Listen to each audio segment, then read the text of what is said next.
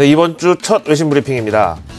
국내 증시는 사실 탄력을 많이 잃어버린 상태인데요. 여기 펀드 환매 얘기도 있고 환율 얘기도 여러 가지가 있는데, 이번 주에도 사실 대외 이슈가 좀 안정돼 줘야 우리나라 코스피가 반등을 할 수 있을 텐데요. 이 관련 내용부터 먼저 살펴보시죠. 블룸버그 통신입니다.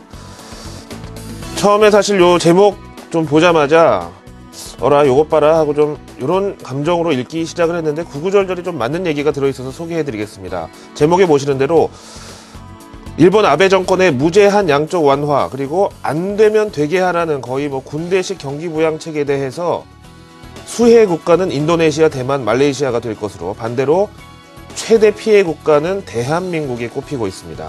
어떤 내용인지 들어보시죠. 제목 자체는 일단 인정할 수밖에 없는 그런 내용이고요. 최근에 국내 증시의 이런 반응을 봐도 좀 비슷한데요.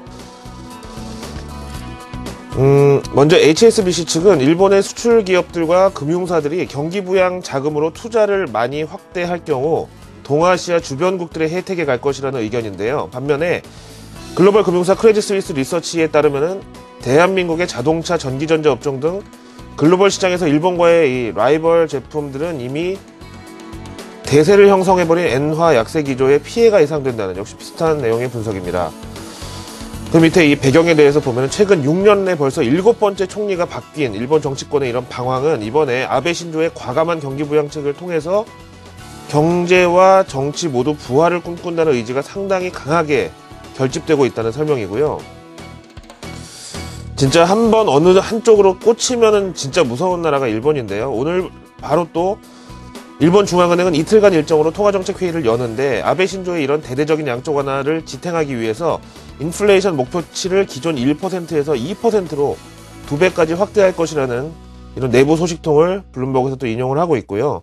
사실 그동안 일본 경제가 현기증을 동반한 이 저혈압 증상으로 드러누워버리면서 우리나라 자동차, 전기전자 등 각종 제조업들이 혜택을 받다는 것은 누구도 부정할 수가 없는 사실이고요. 사실 우리나라 철강, 조선, 가전제품 초기 단계에는 다들 일본의 산업 연수 가서 기술 배워온 것도 사실입니다. 근데 원래 한 나라의 통화 가치는 그 나라 경제에 대한 이 상대 평가를 반영하기 마련인데, 일본의 경우 경제는 저성장으로 한동안 위축이 돼 있었는데 일본의 화폐인 엔화의 가치는 그동안 안전자산이다 뭐다 조금 이해하기가 힘든 그런 이유로 계속 너무 높은 상태를 유지했다는 게 문제죠.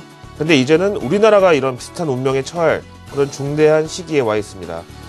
근데 미국의 경우 지난 서브프라임 위기 전후로 세계 유명 모델이나 가수들이 이제는 페이를 달러가 아닌 유로화로 바뀌었다 이렇게 선언하면서 화제가 됐을 정도로 한동안 달러 가치가 많이 떨어져 있었는데, 미국은 오히려 이런 달러 약세를 이용해서 비교적 원활하게 경기 침체를 이겨냈죠. 따라서 환율이 이렇게 중요하다. 우리나라도 이제는 액션에 나서야 될 때가 됐는데 어떠한 액션이 남아있는지 여기서 좀 우려가 되는 상황이고, 증시에 대한 이 경계감도 다 여기서 온 것이라고 일단은 해석을 하는 사람들이 많죠.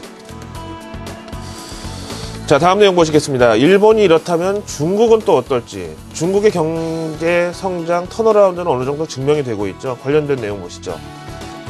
지난 금요일 중국의 지난해 4분기 GDP 예상치를 상회한 것으로 일단 발표가 됐죠. 최근 중국 경제지표는 나오는 것마다 일제히 장밋빛이고, 중국 경기가 진짜 바닥을 치고 이미 본격 성장 국면에 진입했다는 분석은 이어지고 있습니다. 하지만 조금 조심스럽긴 합니다만, 문제는요, 요럴 때마다 중국이라는 요 나라의 경제지표 자체에 대해서 신뢰성이 자꾸 이 도마 위에 오르는 것이 사람들로 하여금 그야말로 좀 보고도 못 믿는 그런 상황을 연출하는데요. 여기에 대해서는 해외 금융사에서도 인정을 합니다. 뱅크 오브 아메리카 메릴린치의 경제학자 팅 류가 자신도 인정을 한다. 중국 이 통계청의 경제지표는 다소 좀 과장되는 경향이 있기는 하더라. 더구나 최근 시진핑 정권이 들어서고 나서 경제지표가 다 너무 좋은 쪽으로만 나오는 것이 조금 수상할 수도 있다. 이렇게 일단 전제를 두고, 대신에 제목에 보셨던 대로 이런 데이터 마사지의 여지가 거의 없는 중국의 최근 전기 사용량을 봤더니 중국 경제 턴어라운드에 확신을 가질만 하더라.